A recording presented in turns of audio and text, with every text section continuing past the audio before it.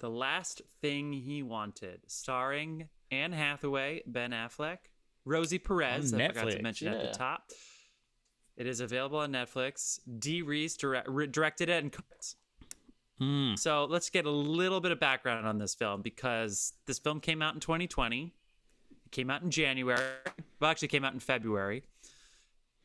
Sundance Film Festival, even though Netflix bought the rights to the film in 2018, but for some reason the Sundance, which sort of that stirred a little bit of debate, but I digress. This movie has a 5% on Rotten Tomatoes, and the summary of all of the reviews on Rotten Tomatoes is, it'll be the last thing most viewers want too. Oh. Metacritic gave it a 35. IMDb gave it a 4.3. And this is just a really bad run by Anne Hathaway. She has 5 rotten movies in a row, 2 of which are up for Razzies, including Roald Dahl's The Witches, which we're going to talk about at some point in a couple weeks, but just for mentioning it.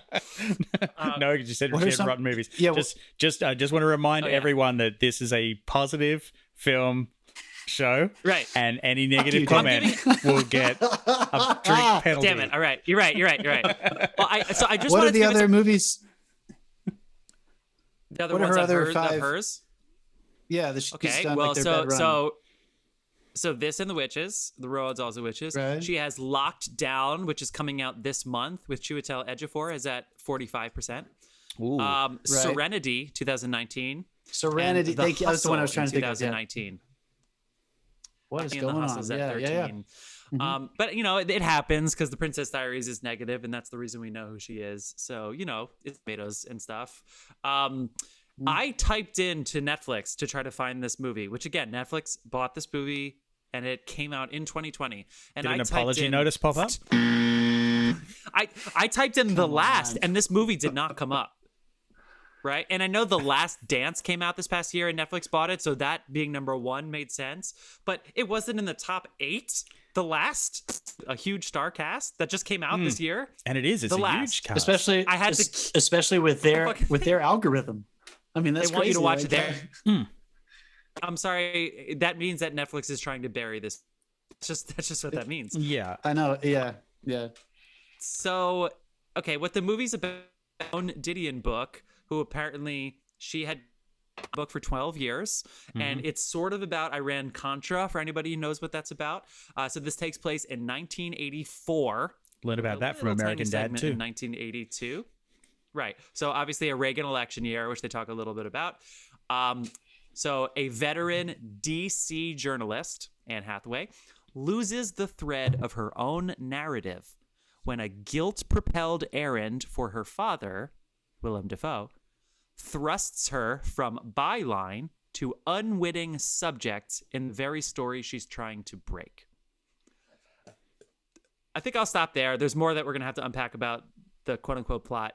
Who wants to take it from there? Dave, don't be shy. Well, I'd just like to say, I've got a beer open, but in preparation for this, we'll just crack this one as well.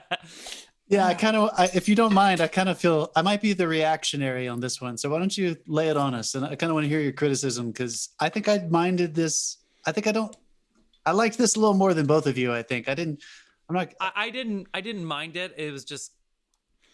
Let's do it. Dave, hit me. I just want to say, Willem Dafoe, great. Owns anything you give him, even when always, in fair warning, the book that this is based on, the Joan Didion, it's hailed as, her work is hailed as being unadaptable, and this book in particular was hailed as being unadaptable. And I'm pretty sure they were right. To be honest, it was just why? Why do you feel like there was? I mean, I'm not sure if there was stuff that there was supposed to fill in the blanks, that because she was writing, directing, she knew, and just felt fine to let that out or leave that out. But a lot of people reviewed it this way, but I bloody agree, is that half the time you don't know why people are doing things and what's going on. It's so damn confusing. There are total character shifts from one minute to the next that just don't make sense. There's no reason for them. It's 1 minute she's a crying fucking mother, the next minute she's like fucking Wonder Woman overpowering this drug dealer, and it's just ridiculous shifts in character that they're not feeding the audience for. There's these massive gaps the whole way through it. And I'm sorry, but like when we get to the airport and basically the premise is it starts off with her as a reporter, and then she meets with her father, and he, like, through dialogue you get that they're estranged, and then for some reason she finds out that her father is a gun runner, and she decides to take over that because he needs to do this deal. And so she goes down there with basically no experience whatsoever and decides to implement herself into a fucking gun deal. And it's what did you think was going to... It all goes horribly wrong from there. I still don't know what happened at the end. There's whole articles on the internet explaining how this movie ends. And I'm sorry, if your movie needs that, you fucked up. Yeah.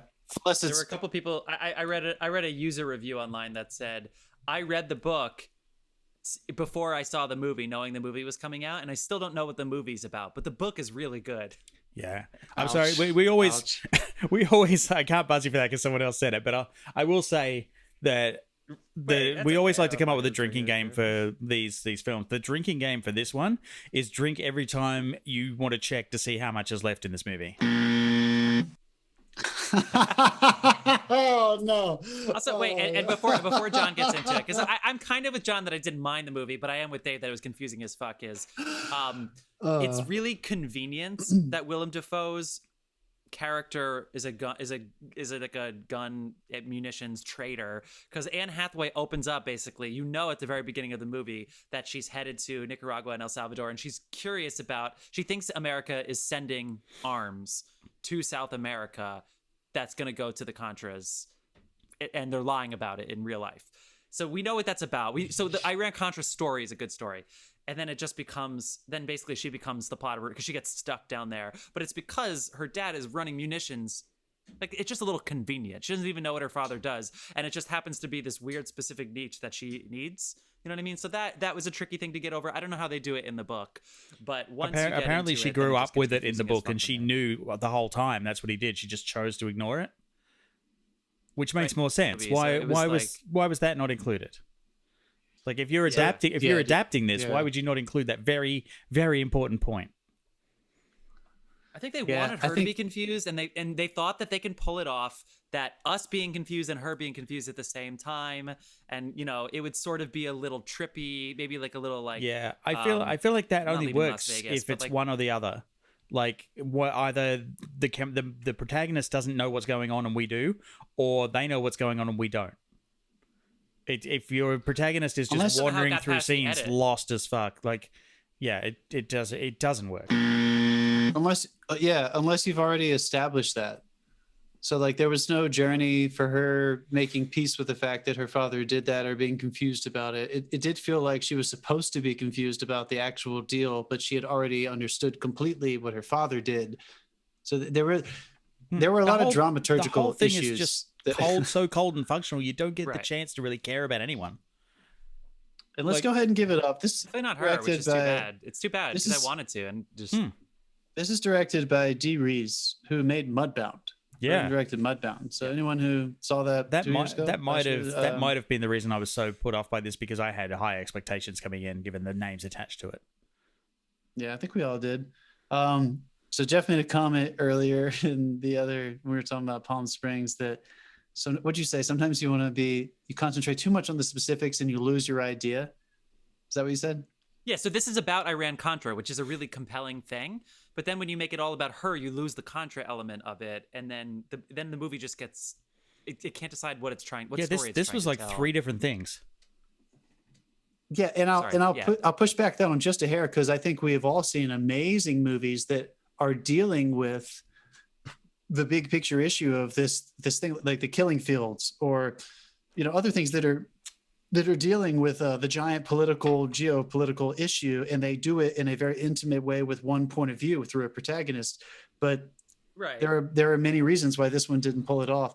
I'm going to make the analogy to the thing that Jeff said about the specifics with the idea. Sometimes an actor has to use a dialect, and sometimes the dialect is so spot on that it's unintelligible. And then it doesn't matter if you're fucking Richard would always accurate, say that, yeah. because the audience doesn't know what the fuck you're saying. So you gotta find your middle ground. That happened to DiCaprio in Blood Diamond. People always ripped on his accent, but actually he was doing a good accent. Yeah, He was, yeah. He So was. I think that there are times when this happens. This movie kept making me think of reference to last week's episode when we talked about the director, writer of Dolittle, Stephen Gaghan. He wrote Syriana, which is one of my favorite geopolitical thrillers. And I needed to watch that movie a couple times before I caught everything. So there is a way to pull off a movie about political intrigue, geopolitics, war, and personal stories within those things that are following different kind of plot lines. There's a way to do it, and to do it successfully. And I'm not saying I was trying to compare it only to that movie, but there are multiple times in this movie where I felt like, I don't know who else to blame other than Dee Reese. She was sacrificing opportunities dramaturgically to build up a character's point of view, so that when she introduced Anne Hathaway to new situations, we didn't understand how to react with her, because this movie was supposed to be told in real time. Yeah, we were having your character just stop dead and do nothing while a voiceover explains the parts you're supposed to have got up until now is definitely not a good device. Very good sign. Unless let's all right, but even dramaturgically, let's stay true to what you're establishing. The movie opens with a narrative voiceover. So if you're going to do that, then let's use the tool. Yeah. Let's actually, I don't know if that means more or less, or where you're going to place it, but there's a way to. It was barely used again, except when they needed to get you some exposition. Exactly. It did feel like it was exploiting that device of a narrative tool only when everyone who's watching and possibly made the film knew, we don't know what's going on, so I'm going to have to clarify some things. And that is the line, isn't it? You're going to be towing that line whenever you're doing anything with political intrigue. Of course, I don't want to know everything. Of course, I don't expect the protagonist to know every single thing that's happening unless they're like a superhero kind of character. But there are ways you're going to unleash that information. And it's not just specifics of information, literally what's happening in the timeline of Iran-Contra, and literally when her plane landed, when her plane's leaving. Emotional storylines as well. Emotional timelines as well. I did not understand a lot of how she got from A to B emotionally. And if nothing else, that distracted me from the specifics of the literal timeline. So that's just a filmmaking thing. I'm not blame Anne Hathaway for that. I think she actually did a pretty damn good job trying to act in this movie. Dude, Anne Hathaway was great. Willem Dafoe was great. Ben Affleck actually learned to turn his head about halfway through. He was great. I thought so. No, I really did. I thought they were great. The guy who played the hotel owner too, who's yes, he's in the American. Yeah, but like I never thought I'd say the worst thing about this movie is not Ben Affleck. So come on, he had a tough run too, because he had this and The Way Back coming out. No, I love Ben. I actually really love Ben Affleck as Batman. To be honest, he was really good. Me too. But yeah, this he was. Why is he second on the poster? Like I'm looking at the poster right now. Why is Ben Affleck's name second on the poster? He's not in it until like an hour and a half in, except for a 30-second scene. Like he's Ben fucking Affleck. Because his name is Ben Affleck. I'm sorry. I will say Rosie Perez was in this more than him. Tell me if you guys agree with this. Like, as much as I feel like we're giving it some shit, but, and I'm usually not the one who says this, I didn't mind this movie nearly as much as everyone was talking shit about it on the internet. It was kind of hard to understand, and I don't think she achieved her ultimate goal. But maybe I'm just a sucker for politics and stuff. I like that period of time. I'm interested in that Reagan era, and especially with what happened with Iran-Contra. So maybe I was just kind of curious about this spin. But I did not think it was a 4.3. There are way worse movies that have higher ratings on IMDb than this movie. No, I disagree. You feel that way? Or? Yeah, no, this was a train wreck of a film. It was. I mean, I can't tell you what happened at the end. I don't know why she banged Ben Affleck all of a sudden. Like there was no context for that really. Strange, I guess. It's just the whole thing, and again, there was a lot of poorly communicated subtext in like the screenplay, the adaptation, and it's like no one really gives a bad performance. The shooting's on point, so for me, it comes down to the screenplay and the editing, and it just made it so jolting and confusing. Do you I think didn't there's know a what was chance going this on. movie? Half the people that saw it didn't know what was going on. Do you think there's a chance this movie was 30 minutes longer and they cut it? Because they were like, oh, this is getting really confusing. But like it was all necessary. It wouldn't have been as confusing if we had had those extra 10 scenes or whatever. I'd like to hope that's what happened. Yeah. I don't know. It felt like somebody was telling her it's not succinct enough. Like you're getting too into the politics when we need to just get it down to her. It kind of felt that way when I was watching it. And I thought that was like the quicksand of this movie was that I knew it was about her. I didn't need it to be about her. She was already my surrogate. I wanted them to give me more information so that I would have felt more stress for her, because ultimately this movie leads to a tragedy in her life at the very end of this. And by the time it got there, my biggest complaint was not that I was confused about what actually happened with the politics and specifically with her getting involved in the politics. My biggest concern was that I didn't care when the tragedy happened to her emotionally. I didn't care about her character. And that's always the line, isn't it? Like if you don't have me invested in what's happening to characters, then I can't retain the other information at all. I'm only going to do that stuff in a movie setting because I care so much about how it's affecting these characters. Does that make sense? It does. Yes. I don't know. I mean, again, sadly, I sat through this whole thing. I was checking how long was left constantly. I really didn't enjoy it. And my biggest question that I brought out of the whole thing, because don't get me wrong, like I said, cinematography was on point. They shot this on Alexa LF, which is the big camera, which is not exactly the thing you want to be lugging around like the jungles of Puerto Rico. So like hats off to the cinematographers for like carrying that thing for all this time. But there's also that one shot right near the beginning where we get to the airport and the camera leaves the car and goes straight through the baggage claim of the other side of the little airport. And it's all this big one of it, and it's so fast moving. I'm like, were they running? Or did they build ramp? Like, what happened there? That was a really, really good shot. And that was good. But the biggest question, sadly, out of the whole movie is why is that dog trained to run at the bombs? That was a weird God, that's moment. the takeaway. Yeah, it's good. Yeah. And like, you're right. The guy whistles and the dog runs straight to where the bomb is. It's like, what the fuck? There are too many weird little moments like that in spite of everything else we're saying critically, there are too many weird, tiny little throwaway mistakes that are not necessary to the story or anything that kind of just interrupt your viewing experience. That it's just like, why didn't you cut that? Well, if there was other information stuff, give me that and cut little moments like that. That's not necessary at all. And also, we're like an hour and 20, 30 in, and we're establishing a new character.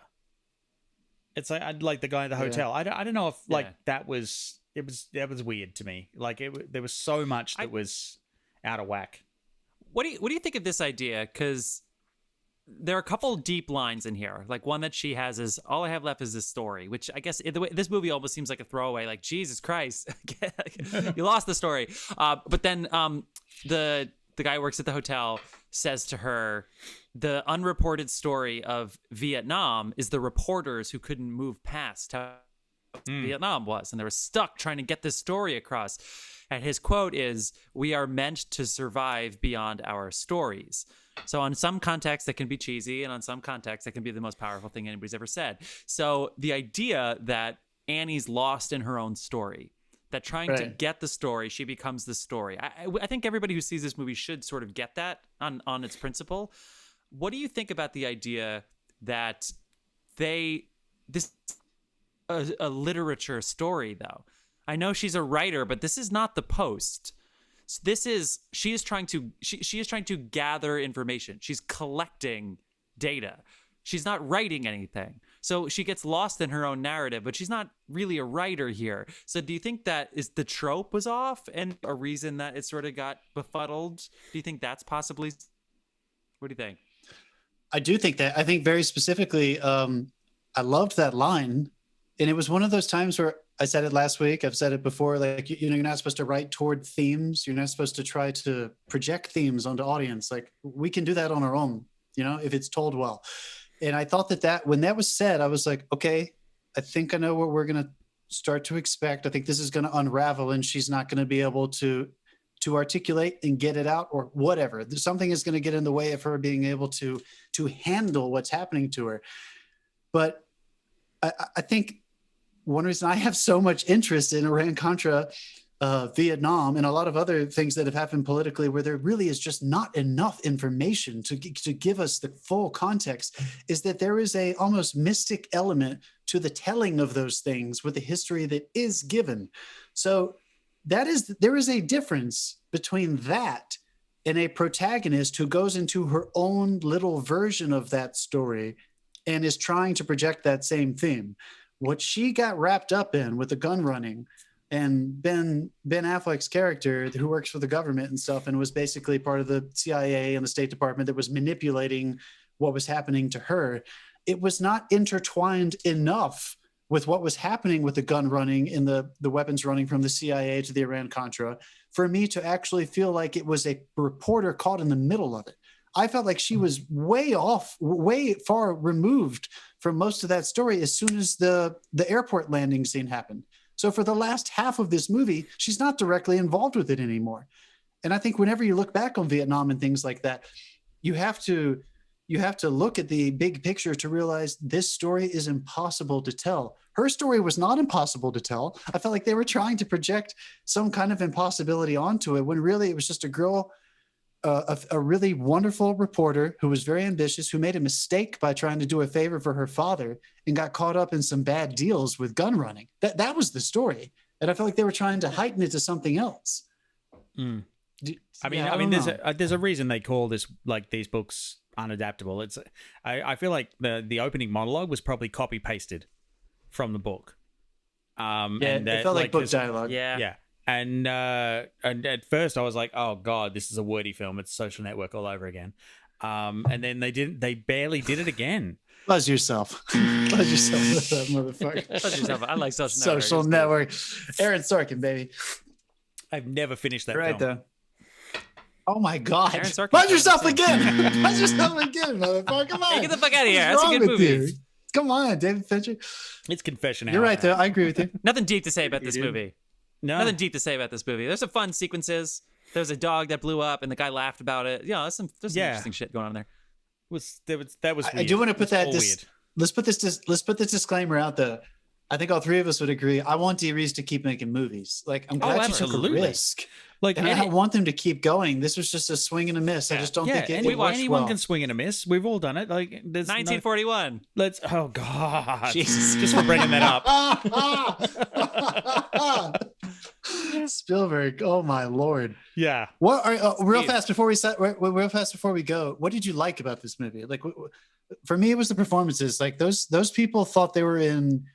They thought that they were in the killing fields. They thought that they were in Platoon. They thought that they were really going to be telling this untold story of a very confusing time in U.S. and Central American history.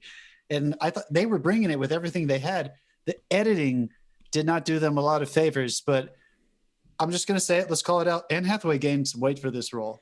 And she looked different than I had ever seen her before, and I'm pretty sure there wasn't. I'm pretty sure there wasn't a shred of makeup either in a lot of this as well. Yeah, I mean, she was pretty fucking raw, and I bought a lot of what she was giving me. I was like, thank you. Very, very noticeable, and I appreciated it. It's one of the few things I appreciate about this film. Me too. What did you guys like? She was working hard. She was working hard. I like the idea. I think. Fuck. Damn. Dave, did you like anything about this movie? I mean, there's a couple of shots that I liked, but apart from that, no, not really at all. Did it lose you from that opening narrative monologue? Were you like, "Fuck this shit"? Were you immediately like, "No, thank you"? Up into that point, at the point where she got back. And they were like, we're cutting the story. You're now on the candidate trail. I was following it. And then it just went off the rails for me. Like, I don't know whether I missed something or what, but it just I just started having trouble keeping up with the narrative. And if I can't follow the story, why am I watching this? I feel you, man. Yeah. I feel you. Damn. But Should we I would- recommend people I- see this? I would recommend No. people see this so that you can go to our Facebook page and, for the love of God, paste what the ending means or what this movie's about, because I have no. Yeah, somebody fucking tell us idea. about the ending. Yeah. No, I feel you. All right. Well, we did pick Razzie movies, so Yeah. I mean, I thought Razzie movies would. last week we redeemed. Well, last week was We not already so did the bad. movie. That's true. And it's fun. That's true. Hey, usually the Razzie, I actually think this is not going to get any Razzie nominations after all this. It might. Because I think they're going to, if they give her one, it's going to be for The Witches, which we haven't even seen yet. So I'm Yeah. just saying, like, generally, there's going for it and fucking up miserably. Like Jupiter's Ascending or something. Like, they like that kind of stuff. Yeah. Yeah. Big swing. They don't Big swing. like movies that just kind of just didn't work. Dude, you know? rewatch Jupiter Ascending. It's fun.